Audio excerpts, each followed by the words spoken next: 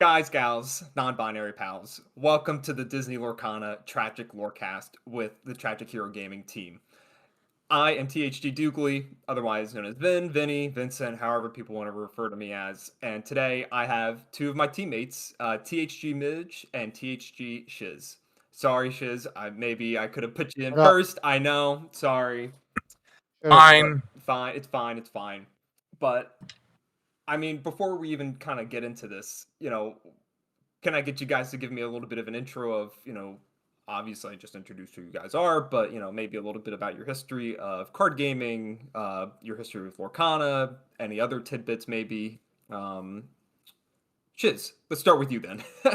Sure you don't want to start with Midge? Did you No, want to finish I know I could keep it for I know I could keep it for consistency, but Can't believe I got over All right. this. That's huge.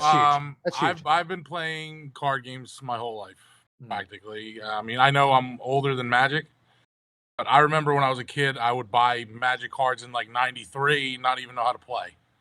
Just buy them for the art. Damn. And then I started to play that as when I was really young.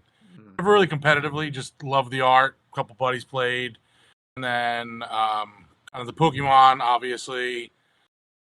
When you're a kid, that's what you do. Yep. Didn't play that competitively. My competitiveness started like when I was like probably 13 or 14 with Yu-Gi-Oh! Would travel a lot with adults, beat adults. I was bigger than the adults, so that was fine. Won a regional in Yu-Gi-Oh! When I was like probably 15, I think. And then went back to Magic. Took a long break from TCGs, but I always kept up just seeing what's going on with them. Eventually got back into Magic. Met a lot of great friends playing Magic. And then kind of fell off again, and then came back. And then I had the itch like 3 years ago or 4 years ago to just like it's something was missing in my life, and it was just playing cards. And then I just jumped into it. I didn't want to play Magic. I thought it was just I hate Magic players. They're just such elitists. No offense to Magic players. I have plenty of friends that, and they would totally agree with me. So I tried Pokemon. Terrible game. Jumped to One Piece. Just not my bag. Good game. And then my buddy told me Lorcana was coming out. I was like, all right, I like Disney, and like I looked up like how to play and some of the cards coming out, and that was it. I've been getting product and set with Chapter 1. I don't know when you started. No, I started set 5. Oh, dude, Chapter 1. Yeah. Chapter 1 product was impossible. You know, you got what you got, and that's what you played with. And if you were lucky enough to jump on it early and get cases, you were just running. Yeah. Just running. But after Floodborne came out and like product was available, that's when I got like super competitive into it. And that's pretty much it. Yeah, and I mean, I do. Well, I don't know it for Lorcana. When don't crucify me here, guys. For Gundam, it's a relatively new game. I know. I hear the moans. I hear the groans. I'm gonna go 3 minutes into this podcast. We're talking about robots. We have some certified Gundam haters on this team. Don't worry, I'm dipping my toe in Riftbound. It's like it's okay. It's okay. In the age of the TCG, brother, this is the best year in TCG history. It is. Maybe this will be just enjoy it. This will be a topic for a future episode of how we're in the card game renaissance. For sure. But the availability of Set 1 Gundam was impossible to find. I mean, we have fellow teammates, who jumped on ship, same as me. More traders. More traders. More traders. Yes. I've come to see the light, though. I've served my penance. I've paid my dues, and I'm back here. But yeah, it was just really difficult to find, so I can understand how it might have been difficult in like Set 1 to like get anything to even play. It was impossible. It was impossible. I can imagine. Midge, what about you? What's your history? Okay, so I started with Yu-Gi-Oh. Started playing in grade school, like during lunch, and I'm like, I love this. Whatever this card thing is, I love it. I watched the cartoon. I started with Yu-Gi-Oh. Played that pretty competitively. I was young, like Shiz, like me and Shiz are pretty close age, right? I was like 14, 15. And I started playing a game called Warlord, which is dead, but it's coming back. Love that game. And I played those two for quite some time. Then I quit, and I started playing Halo. And after All right. Halo, I took about 15 years off. I haven't played TCG. I played Warlord. It's been dead, so I've been playing online for a couple of years. Every year I go to Gen Con, so I'd play Warlord there, but I haven't played a real competitive TCG in over 15 years since Lorcana. And what got you back into Lorcana then? Like, what was the pull for that? Two things. One, I finally got a job with weekends off, and Yep. that's a big thing because I'm a very competitive. Yes. So I'm not going to play a card game when I can't go to events on the weekend, because that's when you play as a card player. You play on the weekend. Yes. Locals during the week. If you want to play real tournaments, you got to go on the weekends. I've been gone forever. That was one of the reasons, because I would dabble at Magic here and there. Everybody's going to tournaments. I'm working on the docks. Yep. On a Saturday morning. Like, what am I doing with all these cards? Yeah. Yeah. Why I got into Lorcana is the year it came out, it released at Gen Con. I have never seen anything like that at Gen Con. The lines were through the whole convention all weekend. A stampede started. It was little stampede. It was crazy. I have never seen that. And then our teammate Blinks, one day I was sitting there a little hungover. He's like, just download Pixelboard and play some games. It's fun. Of course it can happen. I said, all right. He gave me a green-yellow aggro deck. I played 2 games. I said, this game is so easy. Give me the control deck. He goes, oh, red purple's good. That was it. And I Man. plugged that right in after 2 games, and here we are. I've not Oh, I stopped missed playing. that, dude. I missed that deck. Those were games, dude. Like, all early red purple was great, but set 1 red purple was nuts. That's something I've heard a lot too, talking to people who started like right out of the gate, that like red purple, like, and starting in set 5, like, you know, pre-rotation, it feels like red purple was good from sets 1 all the way up to like rotation. Like, maybe it started like kind of peter out a little bit towards the end, but like set 1, set 1, like Big Elsa and Aladdin. That's what it was about. Then the bounce package came, and it was like, after the bounce package dropped, it was like, this deck is like just unbeatable. Set 2 gave us Hiram, the bounce package. It was great. It was time.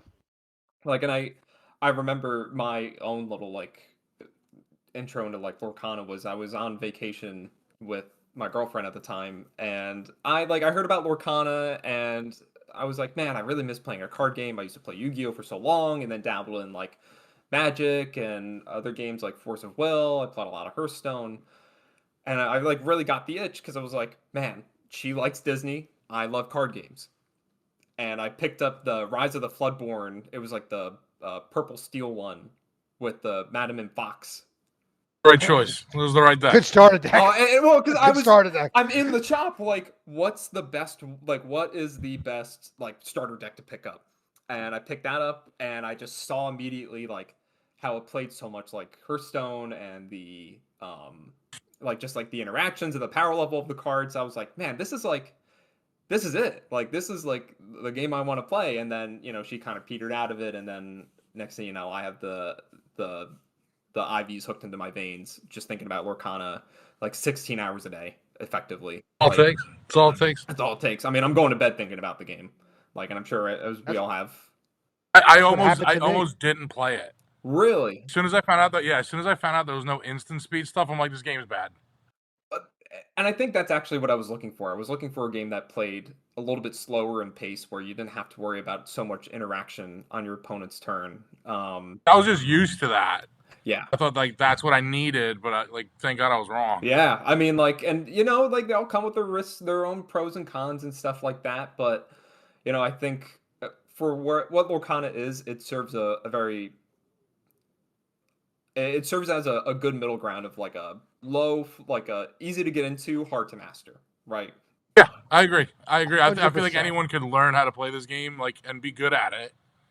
To become like elite at it, takes forever. I learned this game in 30 seconds. It's like, oh, this is inkable, this is not. But if you come from any card game, this game, boom, like that. Yeah. Oh yeah, for sure. I remember, like, so many people. How many people we know that's never played a TCG? You see them getting better Dude, very quick with this game. I taught my girlfriend's 9-year-old daughter how to play in like a half hour.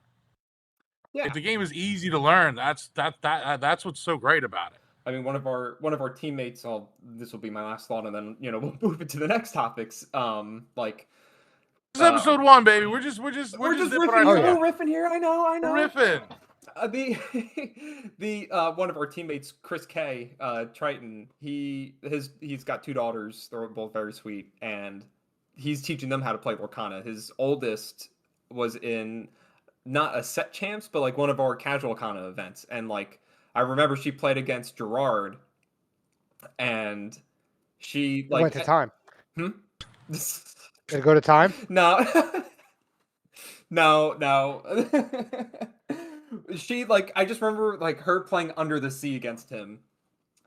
And I'm like, she just like wipes the whole board. And she's 7 years old and she's like, I don't know what I just did, but I'm standing there like, Chris, you have made a monster. Like, absolutely. Hell yeah. So, as we the reason why I wanted to get you guys on this episode is today because I don't have to think, I know that you both day 2'd. I think that's a very big victory for the whole team itself. I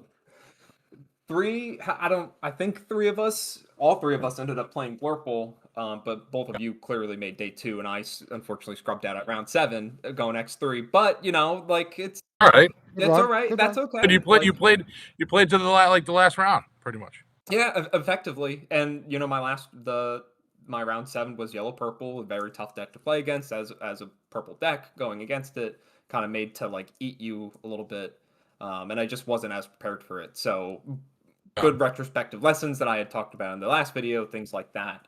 And I actually learned so much that I remember like the locals afterwards, like Midge beating you in locals that one night, and then going to the finals the next day at Shore for set champs and like taking second. So that was good proof for myself, good proof of concepts types of things. Shout out to Joe D and Dan for getting to winning in at least. Yeah, absolutely. They're in a winning in situation. So like he did great. He did very well. He had to go did very well. Especially for Joe D to go round 8 in his first DLC ever. Amazing. He's a master of his craft in terms of that, in terms of he was playing green purple and he's been playing it like the whole set. So like kudos to him, absolutely. And also Dan, of course. Dan grinds just as hard as we do. Dan grinds. Like Dan's a monster like that. So we all played to our hearts out, and we all did good for our own perspectives. But seeing as you guys played Blurple, and in fact, I'll pull up your list right now. Really, the Blurple lists I think have been pretty standardized for. Even you got your core. You're right. It's the core things, right? Like you got Tipo, Sail on 2, like for most of the time you got Genie. Exactly. Not everybody runs Genie, but a couple tech choices here and there, but that's all it is. Very similar all around. And I think especially with set 10, the introduction of Hades and Demona, I think particularly Demona kind of like really brought the bar up for the deck. Oh my god, that card is. I was so low on that card for a while. Like I don't know how to play with this. Like I don't know how to use it. And then like at some point it kind of just clicked of like, wow, I could just like play Demona to play Demona. Like Demona's like literally your only out against Baja. Oh my god. When they have Prince Philip up, literally your only. So that came up in my green blue match in Richmond. He played the baby Philip and I had Demona on 6 ink and just perfect.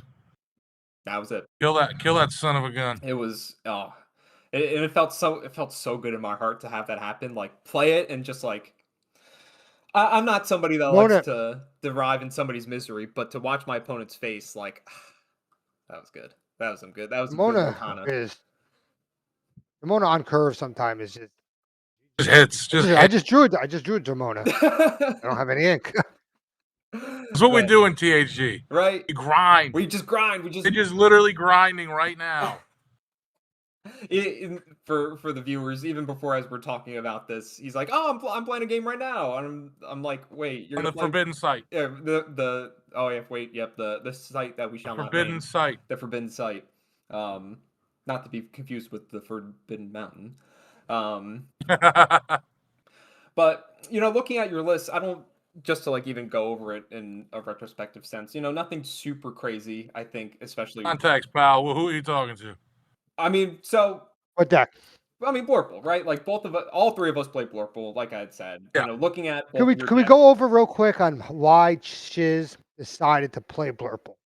Yeah, I mean that was a question anyway. So, Shiz, what was your reasoning? I was big on Purple Steel. I was big on the Boogeyman.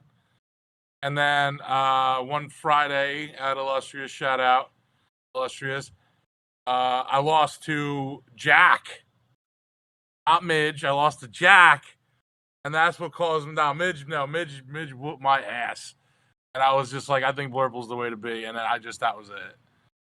Man, As much as I like grinding Purple Steel, I was just like Blurple, just late game Blurple. I just need it in my life. Right, to be able to just like go, ramp up to 7 real quick. Yeah, Like like Hades, Demona. The grindy games is like Blurple was the choice. But yeah, Midge just took me 2-0, and I was like, yeah, that's it. And and Shiz, even looking at your list, I don't think there's anything particularly that different with. But there's one big, huge difference. I mean, you're not playing Iago. Not playing Iago, but I'm also running developed. True, and I don't think that's huge in the sense of like people haven't done it, but it definitely didn't really show up on a lot of the lists, and I think a lot of people were really concerned about hitting ramp as consistently as possible, right? Some people. I mean, I know talking to one of our teammates, Sean, he was going back on like 2 develops, one jump, that type of thing. How did you feel about the develops? I love develops. Yeah, loved it. Hitting sail into develop and just setting up my next 4 turns. Mm-hmm. It's like it helped me tremendously. I dropped 2 guidebooks and made it 4 develops. Yeah, and for me that's that weekend it was just like perfect. I mean, that's just the way it was for me. No, and I mean, even deciding to go down to 2 guidebooks was like looking at the list. I didn't realize you went down to 2 guidebooks. I went down 2 guidebooks and I went to 4 develops. That's I mean, that's a card change for sure. Like, and I don't think there's anything. I mean, you date, dude. I didn't, obviously. Like I remember messaging Midge that night before, being like, I'm gonna drop down to 3 guidebooks. And then Midge, I think, messaged me in the morning, was like, "No, you have to play Pot of Greed at 4." I'm like, "Yeah, that's kind of fair." I mean, I guess you can do 3, but I love that card. I think you're expecting like grindy purple matchup, especially if we expected a lot of Blurple, right? What's better than like you top deck in either a Hades or a book? Yeah, huge. Yeah, massive. And I think, I mean, how did the one even Shiz, you and I stayed in the same Airbnb that weekend, and we were even talking about like, what are we gonna do? Like, what are we playing? We're crashing out here. Oh, that night, dude, we were in like Midge type shambles. It was wild. I'm like, should we play Wasabi? Man, what is Hades 5 even that good? I don't know. Honestly, shout out to Sean because he kept us all grounded. Like, guys, oh my god, what are you doing? Seriously, like he gave me like the warrior talk, and he's like, it's not the tool that does it, it's the warrior and his skills. I'm like, man, that really like hit it into perspective for me. How'd you feel about the one Elsa though? That was the card that you're like, honestly, I don't regret it. I don't regret it because it won me a match against dogs. You can't expect the problem is you can't play around her. That's what it is, and no one sees it coming. You can never be like, what? I guess if lore is getting close, it's like, and you have board, and their only out is shift Elsa to win. Okay, like other than that, she comes down as a pure shock. Yeah, every time. And you don't expect that. Not a lot of listeners. At 9, at 9 maybe. Oh yeah, it's at 9. I think. You know what I mean? Everybody was packing her. So okay, now she's just a complete. Oh no, nobody saw her coming, especially the person that we're going to talk about later. Oh, absolutely. And so I think that's a pretty straightforward list. And Midge, looking at your list too. Oh, actually, something I think is like a hill that I'll die on personally is like playing 4 Cheshire Cat instead of 3.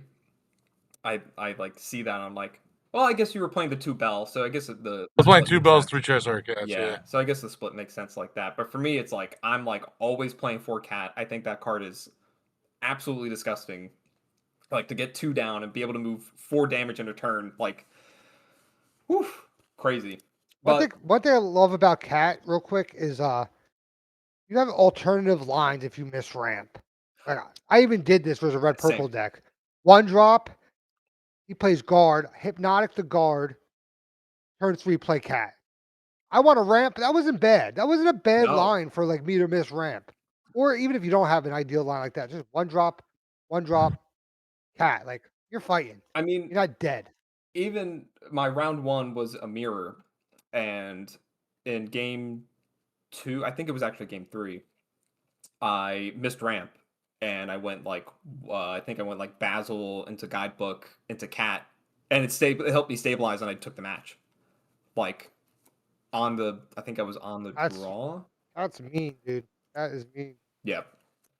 So like, for me, like the reason I went 3 cats and 2 bells is like I feel like that night I was convincing myself that I would rather have somebody that quests for 2, or of somebody that quests for 2. So I'm not running Ursula at all. Yeah, that's true. Yeah. So I want to be able to keep up in the lore race as well. Yeah. I'm with you with that. If I had to rerun my list, one thing I would absolutely change is I would add another bell. Bell, She was good. One She was bell good all I weekend. did work. Yeah. She was good all So weekend. many grindy purple matchups. Again, Bell. Last set we played around Bell. This set, No. nobody was running Bell. Nobody Maybe plays around one. Bell. You play around the cat this time. Play around the cat. So it's just like I mean, to take moving out out 3 damage out of nowhere was huge. I mean, to take out somebody's Dumbo, or to help take out, against like Purple Steel, to help take out one of their evasives and stuff like that. Oh, for sure. So useful like that. And I think I would drop a Hades for a Bell. That's what I would do. Yep. I think if I had to be in 5-drop Hades? Yeah. That card is only, in my opinion, I like the card. I think it's only really good when you're ahead already. When you're on the play ahead or in like very stalematy boards, like close boards, it's great. Yeah. When you're behind, it's nothing. It's like not even good when you're behind. It's like your opponent's like, okay, I'll just put this at the bottom. You're like, God damn it. Sometimes it's powerful, sometimes it's useless. Like my favorite thing about the card is versus weaker players, it gets a lot of value. Yep. Because once you start winning rounds, they will make the wrong decision. Yep. You will start drawing cards and you'll just blow them out. The one thing that I had stuck in my head with Hades a lot of the times was something that I learned through the Flower Farm. Shout out JDRR and that whole group over there. Is like, do the opposite of what you think your opponent wants you to do, right? If your opponent plays Hades 5 and you're looking at the board state in their hand, and they obviously want you to get rid, like to bottom the card, probably let them draw 2 instead, because they're trying to use it as a source of removal. And you don't have to let them do that. Oh, of course. Right? Like, and sometimes that's the wrong decision at the end of it all, but like... Hades is one of the more situational cards we've had in a long time. It's all factors, right? Like it's lore, all board what's state, lore, how much cards ink they have. Like if they have 8 ink left after playing Hades, odds are I'm not letting you draw. Yeah, probably. If we're racing and I'm at 16, you have one. All right, I know what you're trying to do. You're open for me to mess up. Draw 2. I'm going to win this game. Yeah. So a lot of factors come into it. Absolutely. And I think... But usually you just don't let them draw. Like that's like the number one. Yeah. No, you're not drawing. And then you go through a checklist on, okay, maybe it's worth it. Yeah. Dumbo, and I already have an evasive. I'm going to get those cards back. So we'll even out. Stuff like that. Exactly. Well, there's a lot of variables in that card. And I think, actually, even in the team chat, I think like I said this yesterday or the day before, of like, oh, hallelujah, we get to get rid of Hades. Like, I was in the shower before, just, having my shower thoughts, things like that. And of course, within the 16 hours a day that I think of Lorcana, I was thinking about Lorcana in the shower. And I'm like, wow, wait, I think I want 2 Hades in the list still. I think I want to go. I'm back on 3. I try. I put them with 3. Yeah. I may cut them down, but I think I would just I like Ursula a lot. That's like, maybe I get like stuck in like my feels with that card a little bit. Pete is bad, dude. Wait till you start cracking with Pete. I'm excited. I'm excited to start running. I don't realize how good he is. Best of 1. He reminds me of Cat. Remember when Cat came out? I was like, oh, this is a cool card. This is a good card. Then like 2 weeks in, you're like, Cat is insane. Yeah. Like, Pete, so believe me. And Shiz, you had said before that you were thinking about playing Purple Steel, and then you made the switch to Blurple because a person on our locals had whooped you on, and you're like, man, I got to be playing this deck. Midge, for you, was there any other considerations for any other decks? Was there any consideration? Every week. Yeah. I was a Purple Steel main. Then I was heavy into blue-green. I was playing blue-green. Yeah. Then I was a yellow-purple guy. I love this deck. Couldn't Deck's beat fun. dogs That with it deck at is like all. fun though. Right up my alley, that deck. So I'm like, nope, not gonna play that. Can't beat dogs. Overthinking everything. Yep. Then I was back on. Then I played a little blue steel. It was all over the place. But then at the end, it was purple steel or blurple. And I think purple steel is really good. I think you have to be just like that 1% to be that good with purple steel. Like those micro decisions, beat all these tough decks. It is hard. Blurple, you got some lines where you just win, right? You're on the play and you're like Basil, Ramp, Genie, Elsa, Demona. We're gonna keep it moving. So like, and I'm so comfortable with deck. I was like, let's just run. Just run the Blurple. And it was the right choice. And even watching, the week before, maybe it was the week after, I don't remember. Whenever Illustrious at Champs was, I guess maybe it was before. I don't know. Either way, even at locals, watching, like Dan and Sean play, and like the misery that both would experience when one just like goes 1, 2, 3, 4 strength into Demona is like, what am I supposed to do? How am I supposed to play my game when they just play my game a turn faster? Yep. You're just not. So I think that was a lot of the gripes with the deck going into the event of like, God, to play this mirror match is abysmal. And it actually, like, a little bit of a side component of it too is like, Blurple actually ended up, I think, was the deck that was the deck that converted the best. Yeah. Which I don't think I was unsurprised to see that, but I was like, wow, like, a lot of people were obviously on Purple Steel, and to see that Blurple converted better than Purple Steel, like, people made deck is just so consistent. Yeah. It's so utterly consistent. Like even if you miss ramp, we could still get there. Now we can. Cat made it. Cat. Now. Yep. It was all Cat. That's why. That's why. I'm actually shocked at the amount of Blurple we did see. Just a little bit. Well, yeah, that's what I'm saying. Boogeyman. I was really expecting the Boogeyman to be Purple Steel. I only played Purple Steel twice. Mm-hmm. I played it once. Yeah, I played it twice. I can't complain about my matchups, but I was built to beat Purple Steel. I played it once. Yep. I think I was built to be more all around. I think. I mean, I guess maybe because I was also playing 2-belt too. I was banking on seeing more. I was going to say we have a pet interruption. I'm surprised that none of my cats have come in and screamed at me. Oh my God. That's the new mascot. What's it? There? I got to be, we're in 2020. We're in 2026. What's her name? Her name is Meddy. Meadow. Aw. Meadow? Sit down. Yep. Oh, Midge, I want to turn my camera around because you'll never believe what's on my TV right now. Sopranos. The puppy. That's right. Sopranos, dog. Damn. All day, every day. So, I guess see, there we go. Actually, there we go. Now I have a pet coming into my purview. Thank you, Sylvia. I think, preparation typically for events like this is just like grinding as hard as you can on the site that we shall not name and going to locals, going to local tournaments. Yeah, pretty much. Like that. How did you guys prep? Anything in particular that you found to be helpful, not helpful, like status quo? Me personally, I didn't. My locals intake actually went down. Yep, sure did. But the amount of time I spent on that website went way up. Yeah, way up. I know you said any chance I had, I grinded a game. If I had time between, waiting for my girl to get here and she's gonna be here in 5 minutes, I'm grinding a game. Yeah, that's pretty much what I did. And Midge, what about you? Same. I mean, I went to all the locals every week. I did about 300 best of threes on that special site. Yeah. A ton of best of one.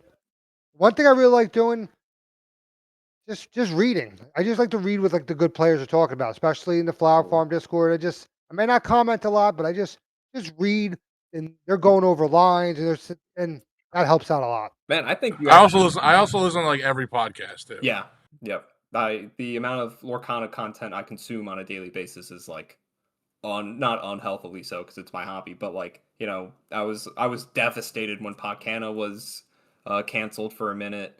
Back. It's back now. It's back, baby. We got Garrett. Yeah, Gary. I listened to the first episode. Yeah, it was great. Good. I mean, like I'm so used to Kawa, and like I know. Honestly, when I miss Moyne with all my heart. Yeah. Yeah, but they're both doing good things. I mean, Moyen with Ravensburger now, and Kawa Kawa's doing still working on that other card game that shall not be.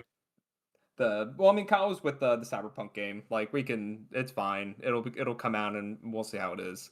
But I sat next to Kawa in my round 5, and I didn't want to like say anything. I was just like, I love your content, man. Great work. And then the next day I saw him. I was like, can I get a picture with you, please? I love you. But no, I don't think I played as much this set, to be honest. Set 9 I really didn't play either, and ironically I went to Milwaukee, so kind of shot myself in the foot there a little bit. But for I feel like nobody mentally played set 9. No, nobody cared. I barely grinded online. It was just so hard.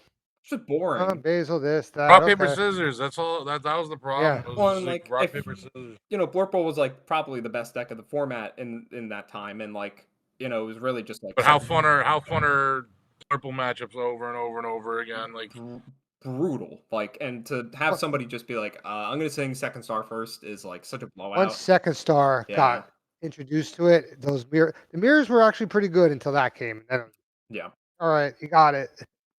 But I think I didn't play as much even on the site this time around. I just I don't know, I just felt really unmotivated. I was playing a bunch of old school RuneScape, like my mind was elsewhere, but I would still go to like I need a break every now and then. Yeah, and like that's what I felt like I kind of needed, but I was still trying to get to locals as much as I can. I went to like a case tournament. I won a box out of that. And that was nice and good and on. So like that was probably the upwards of my training for the event, but being able to grind. I mean, Midge, I know you, me, 2 of our other teammates had a testing session. That went pretty well. That was good. Yeah, that was like, and I think remember I was on blue green at that time. You were, and well, I mean, I think you were still kind of like in shambles too. Of like, I don't know, maybe I don't play blue green. Like, I'm always in shambles. I know. Midge lives in. That's why I'm happy there's no DLCs. I can live happy and free. No, you're not. So Indy is totally out. Not going to Indy. Oh no, we'll see. All right. See. Yeah, we'll see. We'll see. Well, Gen Con's around that time. I think when right? Yeah, that's the annoying part. But like, we'll see if we can get a ticket. We'll take it from there. Yeah. So, leading into the event itself, I mean, you guys, we've already even kind of talked a little bit about, what we played throughout the day and stuff like that. Any, like, what did you guys see the most, really? Do you think? Personally? Yeah. It was a tie. I played Dogs twice.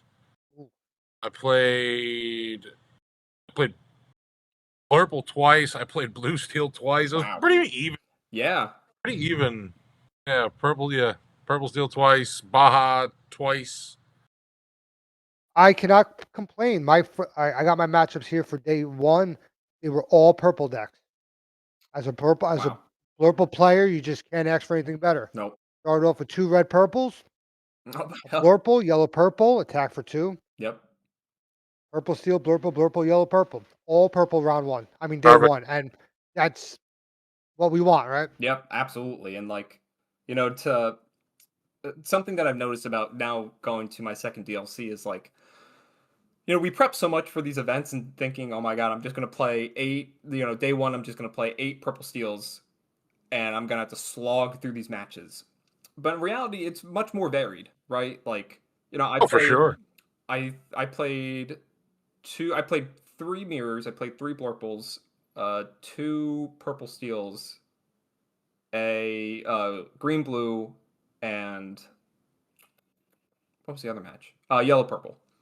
And obviously, seeing three mirrors is like not an outlier, but like That's okay, like, at the end of the day. But just to see, like, different deck representations is nice to see within a tournament setting, and also see, what Top Cut ended up looking like, and knowing that, the meta actually does, like, feel pretty varied. Like, Set 10 meta was actually pretty diverse in its own sense. Everybody had their own gripes with it and stuff like that, but for the most part, like, coming from Meta came Yu-Gi-Oh! around great at the end, Yeah, like, in my opinion. and like coming from like a background with like Yu-Gi-Oh, let's say, where tier 0 metas where like it's just like 2 decks are being the most dominant things ever is like such a whiplash, like to see like something more healthy is very refreshing. But Midge, you had actually even just mentioned this before. You played against Attack for 2, and this kind of leads It was me my into first loss. That was your first loss, right? Yeah, he was playing Round yellow 4. purple. I mean, Good player. like, you guys had some pretty like high profile matches at the end of the day, like, and that's to say surreal is maybe too big of a word, but like it's And the moment was the moment. Absolutely. Oh my god. I mean, the moment, considering it was my first DLC, and like I got paired against it was pretty crazy. Who did you? I mean, Yeah, let's go over that moment. Yeah, that was let's great. go over that. Let's talk about that. Who did you play against? So going in. All right, so going into round 5, I was 4-0. Going into round 5, I can't complain about this DLC. I thought everything went really smooth. It was my first one, so I thought everything was pretty smooth. Better than Milwaukee. Everything prior I've heard about DLCs is out the window for me. Yeah. Only problem was that building's connection was horrific. Mm-hmm. So I had to rely on Sean to tell me who I'm playing against. So he gives everybody his name because I didn't have THG in front of my name yet. Mm-hmm. So I just left it as Shiz because now that's changed, so don't worry. Yeah, of course. Yeah, so everybody left. They went to their tables, and then I look at the phone and I see Ed. I'm like, are you kidding me? Ed motherfucking Chu. Ed motherfucking Chu. It's like PG-13 movies are only fuck. So I'm like, okay. Like as I'm walking to the table, I'm like kind of like, holy shit! Like I'm playing Ed. This is crazy. Yep. And mentally, like I don't know why I had it in my head where I'm like, 4-1 with my only loss to Ed is pretty good. Mm-hmm. Like, I'll take that. Like mentally, I'm gonna lose. This is still cool. Sat down. He comes over. He couldn't have been nicer. Where you from? How's the scene? Da da da da. And then the second we started, dude, that Ed stare is that thing is real, dude. He takes the game very seriously. Yeah. Cool as fuck. Takes the game very seriously. So game 1, I'm fumbling about. I'm dropping my hand, like playing against Ed. I get rolled. And like as I'm shuffling for game 2, I'm like, he's a guy. That's right. He's just a guy. He's not God. I know he's the national champ, runner-up in Worlds. I get he's an amazing player. Top 3 best players in the world, arguably. Like, at the end of the day, he's a guy. And I know how to play this game. Right. I was on the draw game 1. Lost. Game 2, I'm on the play. I got through him really, really quick. He knew it. He was like, all right, let's go to game 3. Game 3, he misses ramp. And like, as soon as he missed ramp, because he was on Baja, for anyone who's wondering. As soon as he missed ramp, the first thing that went through my mind was, holy shit, am I going to beat Ed? Yeah. That was like the first thing, but he wouldn't let up. It's like, I could tell the difference between like a really good player and a pro now. Pros find a way to just keep themselves alive. Yeah. No matter what the situation may be. I just played so well in that third game, and I got there, and he didn't look too thrilled. Obviously, losing, it was his first loss in a big tournament. Mm-hmm. He was super respectful, dapped me up, and I got up, I packed my stuff up, and I looked at him, and he looked at me, and I was like, "I'll see you tomorrow." And that was like the most boss thing I said. So yeah, so that was really cool. That's awesome. Like, and I will find myself saying this a lot, but truly, I don't think I'll ever forget this. Like, finding out you played Ed and then you beat Ed, and being like, "You monster! Like, you're a madman! You're crazy!" Like, the minute we found out, I was like, "Are you kidding me?" I'm like, someone said it nonchalantly, like, "Yeah, Shiz beat Ed," and I was like, I just looked at him like, "What'd you say?" He goes, "Oh, Shiz beat Ed." I'm like, Well, let's go get him. So we just run to our outside spot. We seen a fake Shiz. Wasn't him. We go down. Oh, we're in the wrong spot. There Shiz is, and we just start jumping. Like, oh, dude, it was like a movie. When I saw you guys come through the doors as I'm walking towards the doors, and we're all going nuts, that was just like, that was cool. great. That was cool. Like, we got to go first. Let's go find Shiz. Yep. Plain and simple. the way Dan found out was my favorite because he's like, he knew I was playing Ed, and then he saw Ed walking with his head kind of like hung, like just like he's like, no shit, did Shiz really beat Ed? But he was really cool. Was great. I couldn't speak higher of the guy. Like, yeah. For anyone wondering, that fucking stare is real. Absolutely real.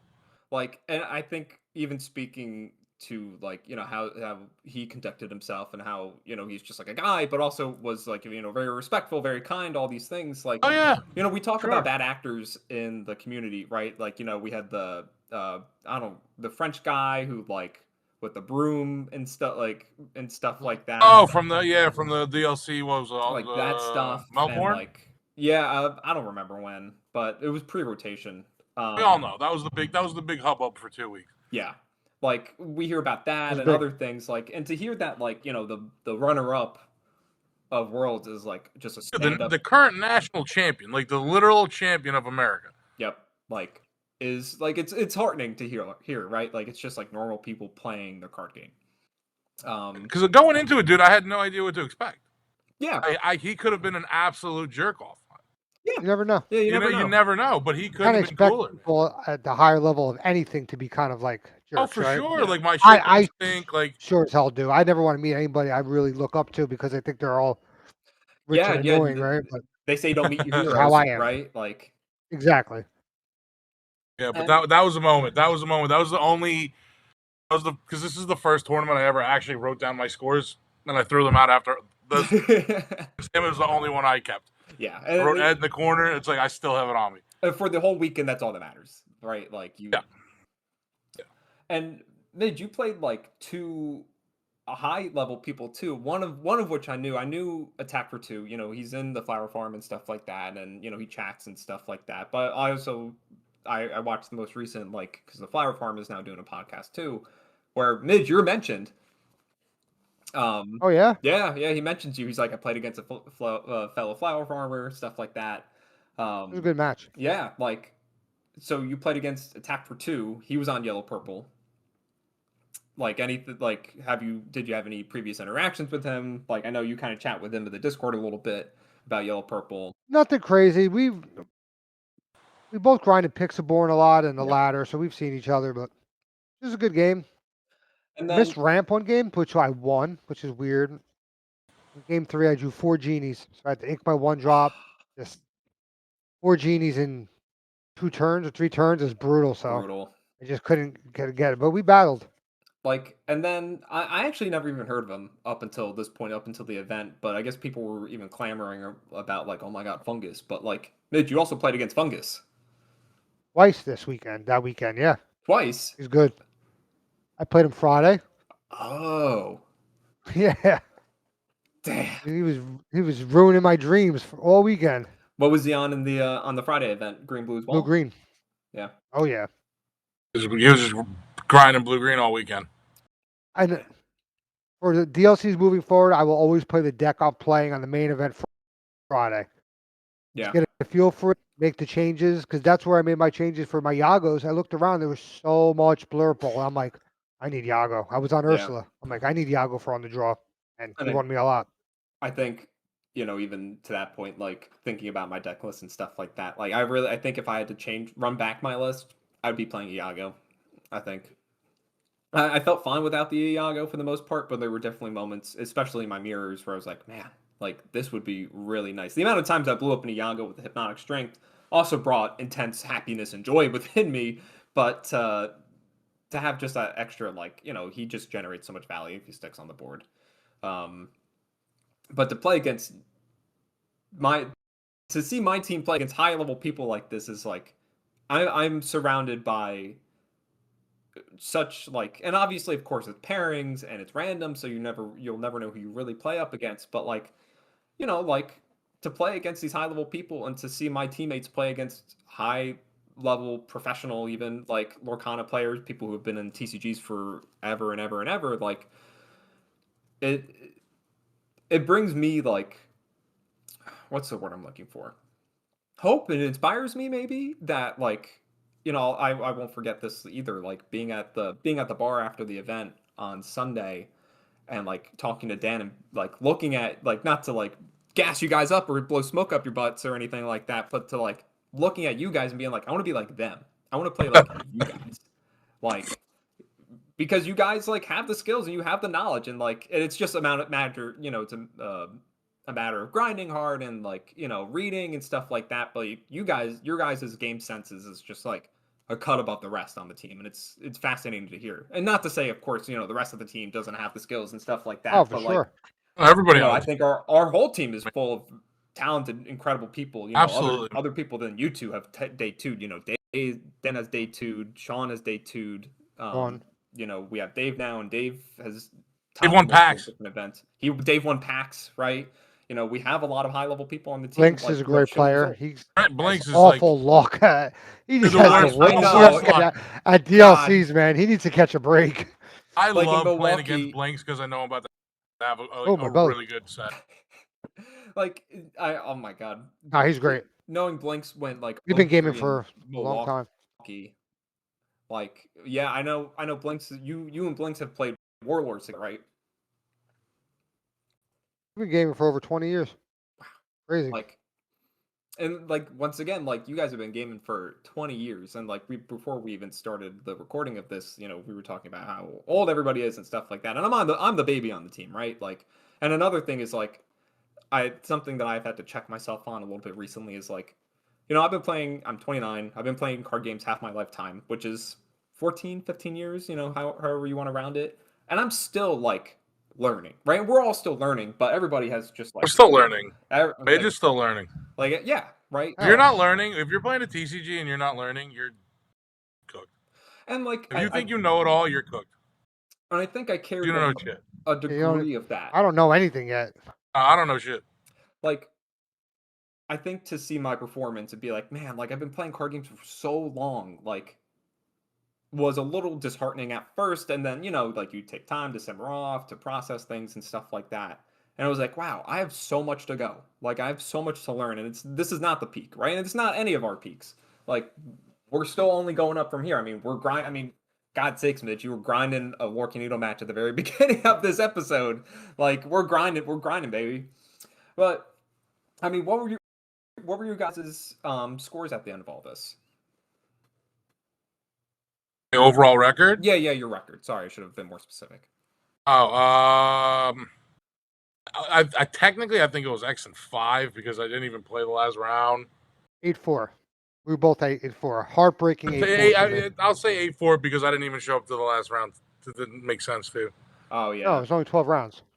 Yeah. I mean, what were the decks that knocked you guys out? Officially? Yeah. And it makes me sick was Purple Steel. It couldn't have gone worse for me with the way he was just able to just dock and then bounce it and then dock and then bounce it. And it was like yeah, he had the game out. Couldn't have gone worse. And then I drew 3 Hades in a row. Start the game 3. I was like, my final loss was to Red Purple. I missed ramp game 2 and 3 for the foil Simba. Missed ramp 2 and 3, and I was sick, dude. I'm beyond sick. Like almost ruined day 2 for me because that would be nice. Like right off in the sunset with my foil symbol. Like, all right, day 2, made a couple bucks. No, you had to rip it out of my hands with that missing ramp twice. I instantly went right to the hotel, got changed, and went to the bar. Yep. And we all like. So back to the. So technically, I ended 7-5, but I didn't play the last round. I'm not counting that. I went X and 4. Yeah, and I think it's at that stage of the game, like it is a much different beast than day 1, right? Like on day 2, like everybody is like cutthroat. Everybody is trying to play out of their gourd on this one, and the exhaustion. Like you're still exhausted after day 1, I mean, you're playing 8 rounds. Like by round 7, Fatigue is real. I felt like my fatigue is real in brain was card games. melting out of my ears. So for you guys to go as far as that, even is like, you know, a task. It was like it's like a marathon.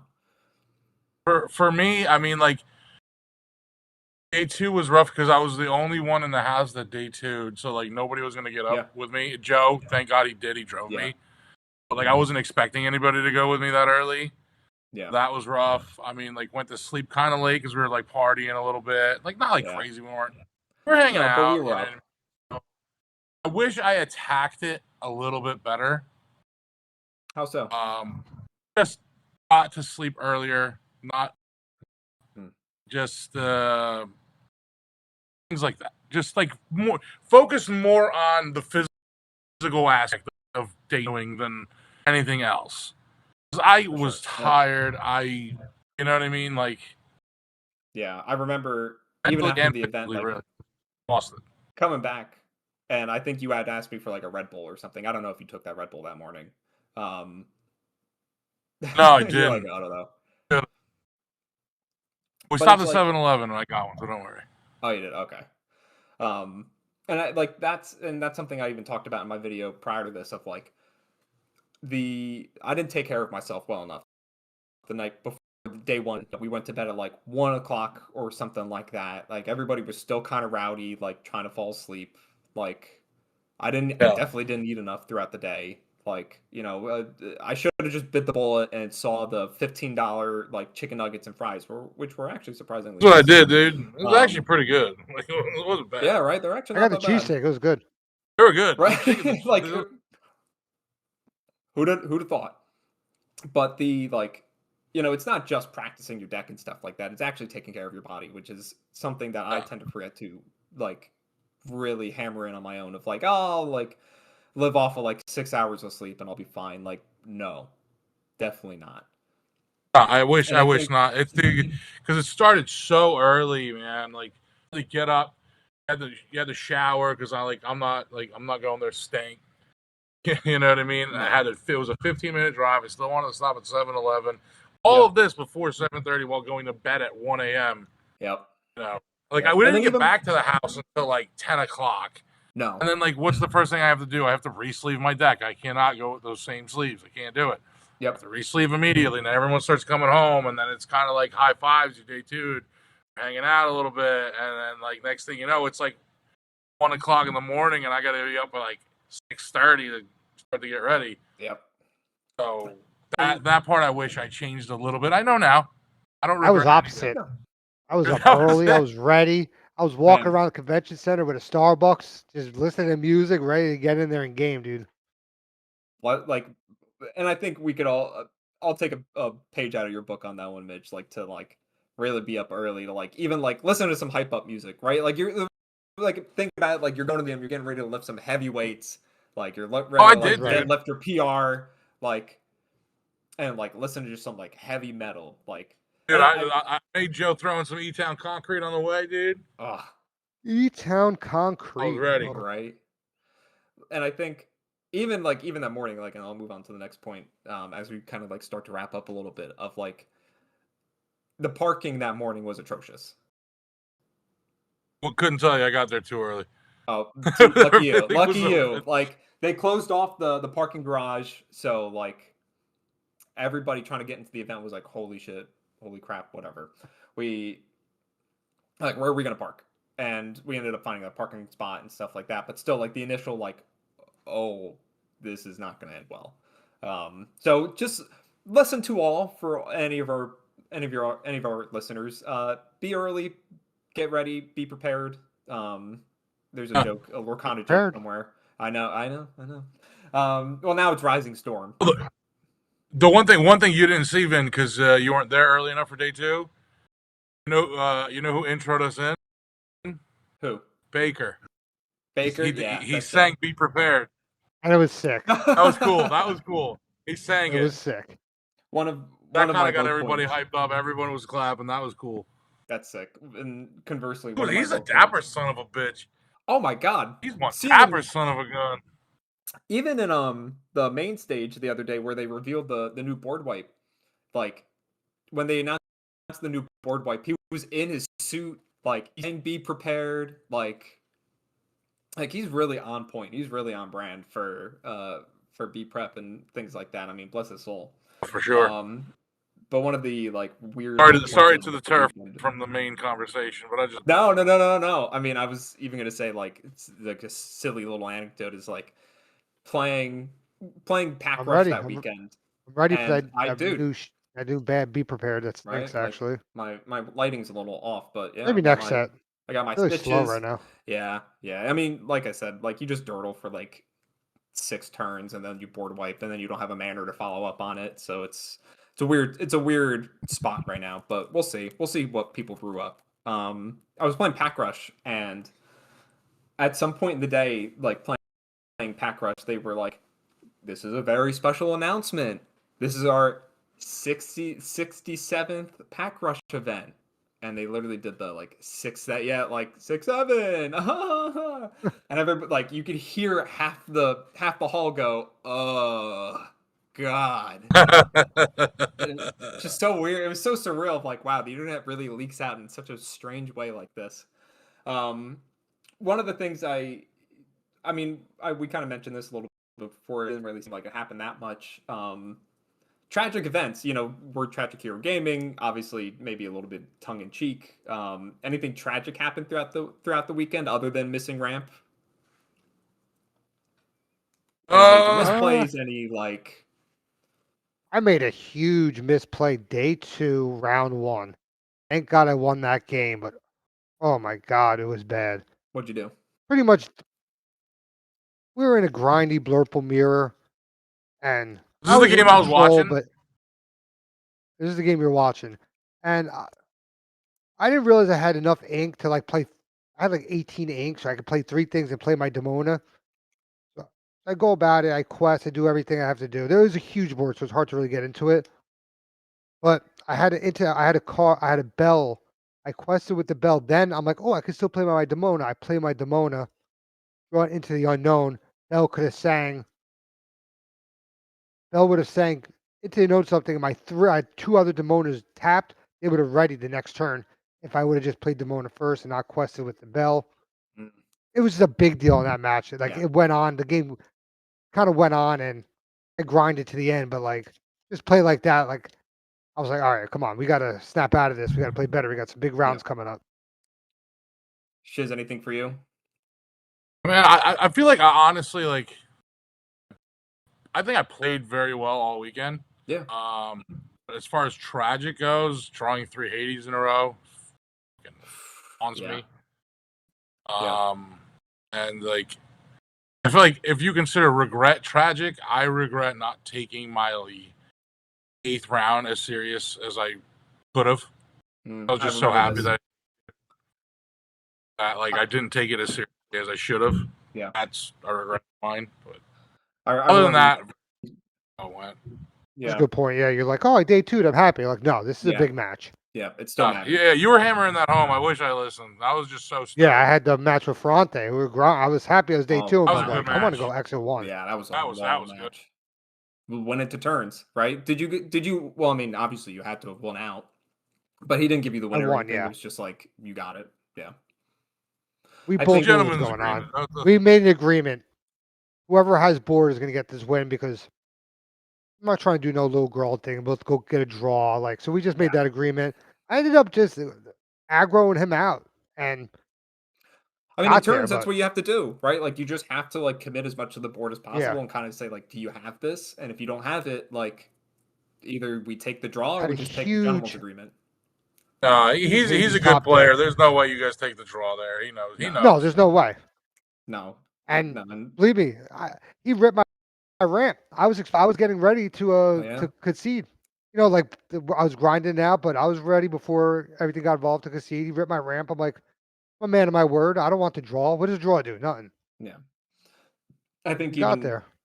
For me, like a tragic event, which is another learning lesson for me of like playing slower and playing intentional, was my round 3 was purple steel, and I had 2 damage on my elephant, and I was just like playing fast. I was like, okay, maybe I can get this. It was like 1-1 at that point, and forgot to move. I forgot to move it. And I drew my card and I was like, oh, I forgot to do this. And he's like, up, up, up, up. And Can't blame I'm him. like, Can't and I'm blame like, I him. can't Could blame not you. blame him. Yeah, I can't. I was like, you know what? I got to take that on the chin. Like, that's just what it is. Fridays at Illustrious, we can play that, but DLC, we can't play that. Yeah, No, at a absolutely locals, you not. can. Yeah, at a locals, you might be able to get away with it. But in a DLC where people are paying, hundreds of dollars in just travel fees alone to get there, Yeah. you got to make it worth your while, and you got to be sharp in your gameplay. And that was a learning lesson of mine.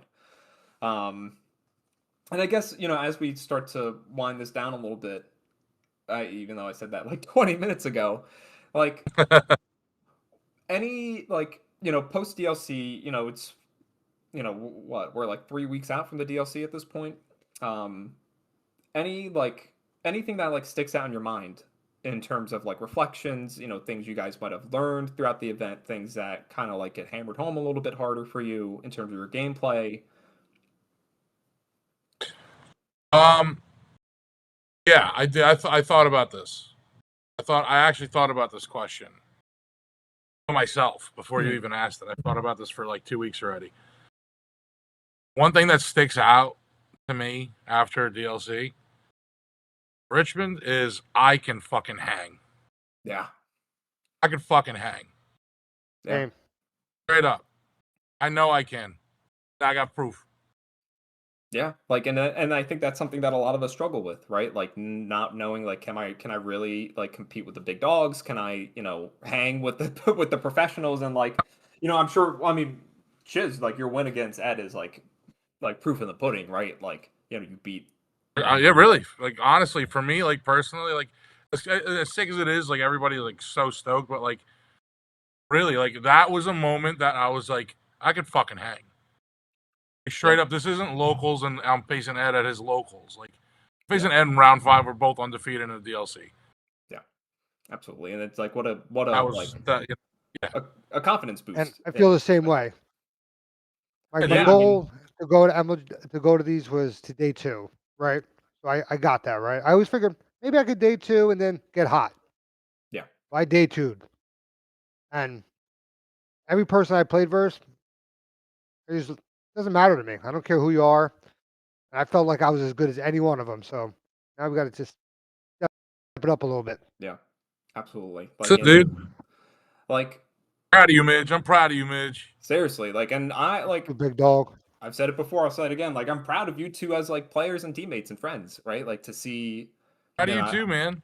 Like, once again, I look up to you guys in like a card game sense and like in a real life sense of like, oh my god, these guys beat high level competitors. Like, I can really learn a lot from playing with you guys and obviously hanging out with you guys and stuff like that. But like, you guys are like in the along with other people too, but for the purposes of the podcast like episode, you guys are in the higher echelons of like skill for the team. Like, we can all like stand. I appreciate things. Yeah. I appreciate that. This team is loaded. We're loaded. Yeah, like, and we're always growing. We're still 26 could be our year. We're loaded. Absolutely. Let me tell you something, Vin. Like, cause you've been patting us on the back. My turn to pat you on the back. Please. I was the front runner of getting you on the team because I played you a couple times. Yeah. And every time, and I realized after like the third time I played you in an actual tournament setting, I said, "Fucking guy knows what he's doing. Got to get him on the team." I try. Oh, you know what I mean? Like, no, yeah. Keep doing what you're fucking doing, man. Yeah, like I you're just cool. try to stay humble. Oh, please. You're cool. And your girlfriend's a really great DoorDash driver. I had a great time getting to know your girlfriend that weekend. She was really fucking cool. I think something that I would really encourage a lot of people to maybe try and do in the future, like, is to get their possible partners to go to a DLC, right? Like, I had bought this attendee ticket for my girlfriend, and I was like, maybe she wants to go. I'll pick it up just in case. If she doesn't want to go, it's $25 out of my pocket. It's not a big deal. And at the end of it all, she's like, I think I want to come. And I was like, are you sure you want to come? Like, it's, it's 2 days straight of playing card games. Like, you like Disney, but you're not into the card game as much. And she had a absolute blast. Like, she's like, I'd do this all over again if I could. I would love to come again. That's great. Like, yeah. Like, we had some side events planned out, but like, we had like the best of 3 set up, and we ended up canceling out of that because it just wasn't what it was. Like, and then we had the 2v2 set up, but we ended up doing other things instead. So like we didn't play any side events together, unfortunately. But like having her just be involved in the social aspect was so like heartwarming to know that like my partner can also be supportive of that, which is good to see. That's sick. And being a part of the like, and I think another thing to one of my final notes is like for anybody listening, like be a part of a community, right? Like whether it's even, it doesn't have to be a team per se, but like be engaged in your locals, be engaged in the people around you and who you play with. Like if you really want to get not only that, like if like here's the thing, like even if you feel like you're not like the best player or whatever, or there's people at your locals that are like better than you, like don't be afraid to go up to them and be like, "Can you help?" Yeah, because like I've been playing card games forever. Lorcana is the most inviting community I've ever seen. And it's so far, dude. By far. Like it's not even close, because like I look at it like this: like if you get better, I have to get better. Yeah. Like in a selfish way, that I look at that way too. But also, I want you to get better because I want you to play. Yeah, because I want to keep playing with you, right? Like in the better you know what you I get, mean? Iron will eventually sharpen iron. Mm-hmm. Oh. Right. One quick story from Richmond, if I can, just real quick. Yes, it was round 4. I was playing against Blue Steel. Beat the guy pretty handily. He was not too happy about it. He was nice enough, but he wasn't too happy. But Tiago was sitting directly across from me, adjacent. Oh, I think I remember this. Yeah. So there was a girl sitting next to him. He was late to the table, not like so late that he got a game loss, but late enough. The girl realized it was Tiago and literally freaked out like he was one of the fucking Beatles, touching him and shit. And like I looked at Tiago, I'm like, that's got to get annoying. He's like, yeah. Oh my god. What are you gonna do? Like, man, that's like, that was just that was just like a fun little story. Well, that's like me when I see Kawa. I'm like, oh my god, I'm not trying to fangirl. Like, I'm not trying to like be like, oh my god, like in the event, but like, like you're in the right place to do it. You know what I mean? Like, it'd be one thing if like you're at the airport and in the bathroom and freaking out, but you're in the place to do it. Yeah, you know what I mean. Absolutely. They make content for this reason. Like that's and right. Like, hopefully, maybe if we get big enough, people will start doing that for us, right? We will. We start going to events. We will. When we get big enough. Yeah, bank on it. When. Bank on it. I'm banking on it. I'm banking on it. So next DLC, Court, top 32, Infinity. Let's go. Court. See you guys there. Court's gonna do it. Yeah. Oh, Court and like Court. Oh, she's the Infinity Court god. is the Infinity like god. As long as she decides to keep the wins that she earned. Yeah, please. And maybe X and O, and be like, here you go, because you're a nice guy. No, the wins. No hat for you. Nothing stopping her. Like nothing stopping her. Oh man, we'll get into that. That'll be. She's gonna yell at me about that. Maybe we'll get. Oh my god. Anyway, I would like to officially wrap this up with we obviously touched upon some do's, some don'ts, but anything that stands out to us for people who might watch this and think, wow, like these are just like once again like normal people that want to play the game and really want it good, like, and we like have shown it obviously, like for maybe the like mid-level competitor like who wants to sharpen their skills, like what would you guys recommend? Maybe one thing. I mean, you can recommend more than one thing if you want. Like, I'm just giving us a very easy baseline. All right, well, I'll recommend a few. One, ask better players for help. Yep. Another one would be. Don't be afraid to ask. Yeah, don't be afraid to ask. That's another thing. Like, this is a community. Don't be afraid to ask. Come up to me. I'll help anybody. I don't care. Oh, yeah, let's go. Let's grind. Let's battle. Let's battle. I'll watch you battle. Yeah. Don't be afraid to play test. Like, play test as much as you can. Play open-handed with people, like figure out lines, stuff like that. But to me, the number one most important rule, besides have fun, and it is my number one golden rule in TCGs, and you two should know by now, is read the fucking cards. Read. Something that we all struggle with as card game players. We RTFC, read the fucking card. I have one rule. You want to get good at TCGs? Don't play jank. That's a good jank for the kitchen table. That's for the kitchen table. I'm not hearing that. Don't I play want to Jank. play my red-green banners. Don't play games with robots. Play One Piece. Play Lorcana. Play the decks. And The pros are grinding more than all of us. We can Yeah. The dabble in a pros, couple yeah. of deck The ideas. pros are pros. But man, you think how many games is DKP playing? I think he's got the right idea. Shout out Use to something like DKP he's using. for giving Tommy an L in round 1, Richmond. crazy. Like, and actually, like, I was playing. I'm sure you guys have heard of Teamfight Tactics before. Like, I was I playing a used to little love bit, that game. like, and I picked it up. The new set was a lot of fun, and I like plateaued at like plat 4 or something like that, pretty like average, and I like couldn't get better. Like, I couldn't break out of the rank, and I'm thinking to myself, wow, Midge is right. Like, if I want to get good at something, like I need to like focus in on this, not like play team fight tactics here, play Lorcana there, play Gundam once a week. Like no, like if I really want to show results at a DLC, like it's got to be Lorcana. Like, and yes, you could play Commander with your friends off to the side or Cube or whatever, like as like for a fun thing, like to hang out. But like if you're like looking to grind, like know your priorities. That's why I'm at one game. I mean, I work average 52 hours a week. Yeah. Sometimes more. How can I possibly play 2 games and be where I want to be? Yeah. No, I can play 2, 3 games. I'll be okay at all of them. At that point, you're just playing. I don't like doing that. I'd rather be all in on one as long as I'm having fun with that game. Yeah. Some people like playing multiple games, but people are grinding, man. This game is hard. Yeah. This game is hard. Like, and I think, I even like a year ago, I was saying like, I played the Disney Princess card game. It's like whatever. It's a bunch of things. Oh God, like it is not. It is far from that though. Like it is not just the Disney Princess card game. Like yeah, but some of those princesses are mean bitches, and they are like they hit hard. Rapunzel, Tiana, Rapunzel. I will. Tiana, hate that girl. Like, what's Tiana might have been the meanest of them all.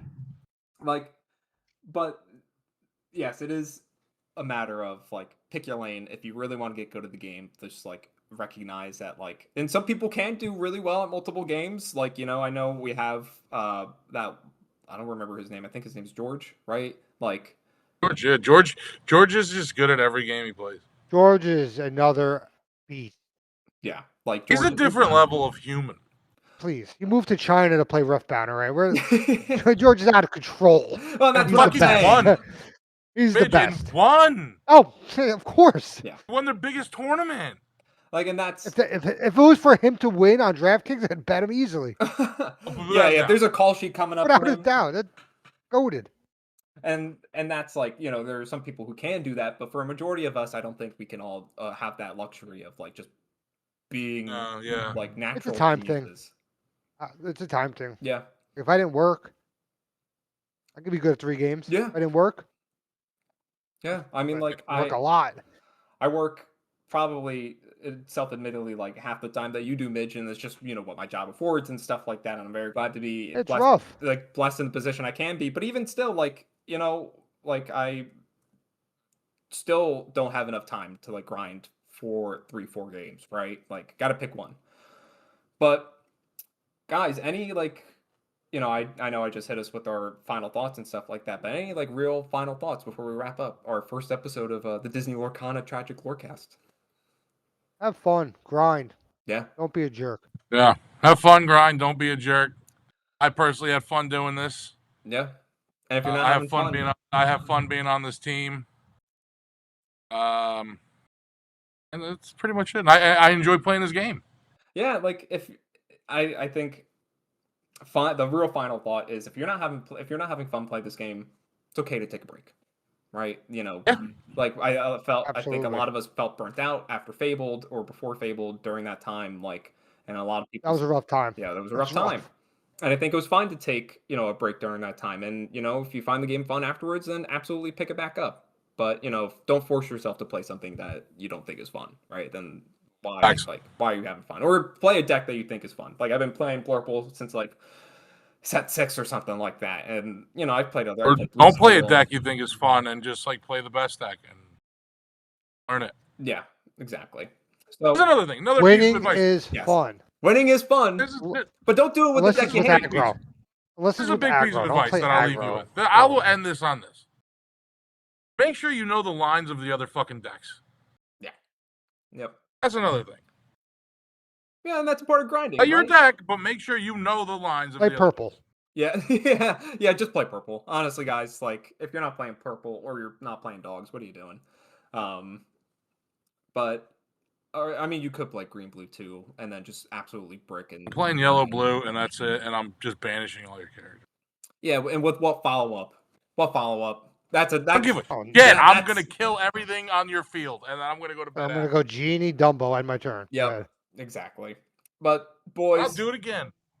thank you for coming on. All right, it's been real. Yeah, for real. Thanks It's for been real. hosting, This has Ben. been great. Good luck editing. I would love to see you guys on a future episode, hopefully sometime soon. You know, and we'll take it. We'll have one after I win the Houston CCQ. Yes. Talk about that. What is Midge? What is that CCQ? That is Ink, right? No, Ink, and then there's one in March in Houston. I'm going to both. Oh, you're going to Houston? My lord. Houston, we got a problem. He's not here to fuck around. No, he's not. And I'm he here never has been. here to fuck around, all right? No. And I know People, Encounter's having. mark my words. This podcast one, motherfuckers are gonna know who Tragic Hero Gaming is. I guarantee it. That's the aim. Mark my words. Man, and I could take a page out of your book on the positivity that you exude, Shiz, because we need more of that. But listeners, thank you for hearing us ramble and rant for an hour and a half just about. This has been a grand old time. Guys, gals, non-binary pals, I'm THG Dougly, joined by this episode with THG Shiz and THG Midge. It's been a phenomenal time talking, shooting the shit. Midge. Peace. Later, guys. Later, guys.